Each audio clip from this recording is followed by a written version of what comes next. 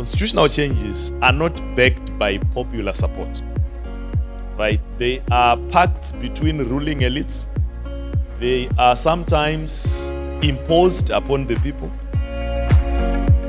Today's presentation was about unconstitutional changes of governments in Africa using Afrobarometer survey findings, which took us to see how the demand and supply of democracy have fed on the continent over the last decade.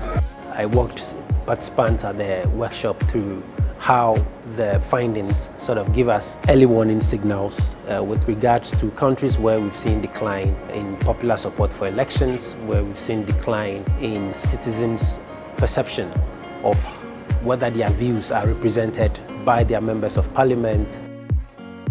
One of the things that stood out for me was the conversation around elections and the concerning trend of lower voter turnout among young people in Africa.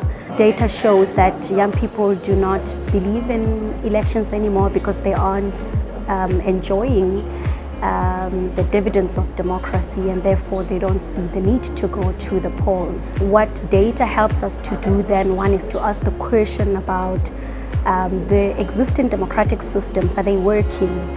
And if the answer is no, then how do we as civil society organizations use particularly data from Afrobarometer or data that is available from different institutions to strengthen democratic systems with regional institutions and various civil society organizations? What Africa needs to do is to focus on addressing the structural challenges, which are the building blocks that lay the foundation for military coups, including the failure to hold free and fair, credible elections, the fact that governments are not delivering on their promises around service delivery. The different representatives of organizations here were asking pertinent questions around how this particular challenge can be addressed, but they were also putting across proposals to the African Union organs that are represented here on what they can do to address the governance structural challenges,